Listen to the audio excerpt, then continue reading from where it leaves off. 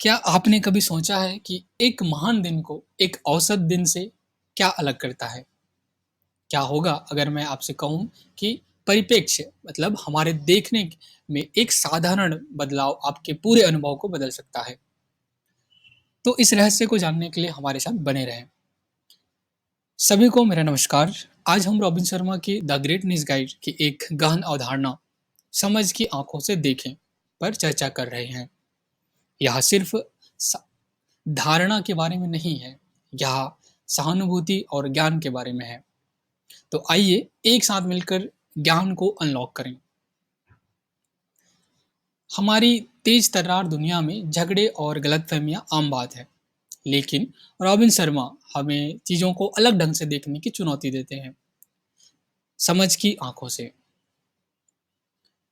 Robin Sharma पूछते हैं, कुछ इंसान सुबह उठते ही खुद से पूछते हैं, मैं आज ऐसा क्या कर सकता हूँ जिससे किसी और का दिन खराब हो जाए, या मेरी विश्वसनीयता कम हो जाए, या हमारा व्यवसाय बर्बाद हो जाए।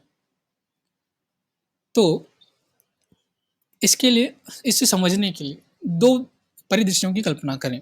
एक में आप प्रतिस्पर्धा और अहंकार से प्रेरित कार्यों की मानसिकता के साथ सुबह जगते हैं। आप हर कीमत पर जीतने पर ध्यान केंद्रित करते हैं, भले ही इसके लिए दूसरों को नुकसान क्यों न उठाना पड़े। अब इसी परिप्रेक्ष्य में बदलाव करें। अब एक अलग सुबह की कल्पना करें। आप समझ और सहानुभूति की मानसिकता के साथ जगते हैं। आप अपने आप से यह पूछें, मैं आज किसी का दिन कैसे बेहतर बना सकता हूँ? मैं रिश्तों को कैसे मजबूत कर सकता हूँ? और विश्वास कैसे बना सकता हूँ? तो इन क्वेश्चन के साथ, इन सवालों के साथ अपने दिन की शुरुआत करते हैं। तो ये दोनों दृश्यों में काफ़ी बड़ा डिफरेंस दिखता है। संघर्ष के बजाय समझदारी का चयन न केवल आपका दिन बल्कि आपके आसपास के लोगों का भी जीवन बदल देता है। यह सद्भाव, सहयोग और सकारात्मक कार्य वातावरण को बढ़ावा देता है।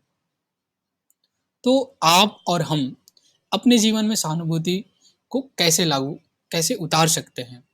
तो इसके लिए भी यहाँ पर हमें कुछ व्यवहारिक कदम, या फिर उन्हें हम रूल भी कह सकते हैं, वो बताए गए हैं।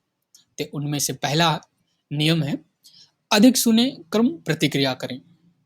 हम जब भी किसी से बात करें या फिर जब भी किसी के समक्ष हों, कम्युनिकेशन के माध्यम से हमेशा प्रतिक्रिया करने से पहले हमें दूसरों के दृष्टिकोण को समझने के लिए सक्रिय रूप से सुनने का अभ्यास करना चाहिए। अगला रूल है, समान आधार की तलाश करें। बात करते वक्त हमें मतभेदों पर ध्यान केंद्रित करने के बजाय समानताओं की तलाश करना चाहिए। फिर अगला नियम है, सहानुभूति संचार का अभ्यास करें।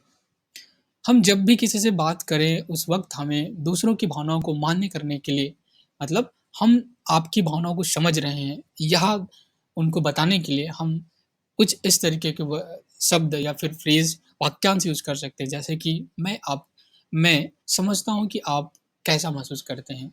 ये वाक्यांश हमें इस बात का संकेत करते हैं कि हम सामने वाले, हम जिससे भी बात कर रहे हैं, उनकी भावनाओं को हम सम्मान करते हैं।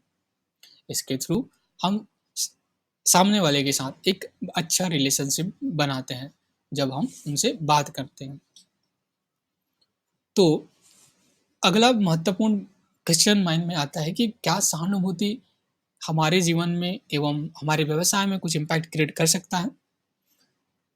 तो सहानुभूति सिर्फ एक नरम कौशल नहीं है, यह व्यवसायिक और व्यक्तिगत संबंधों में गेम चेंजर है।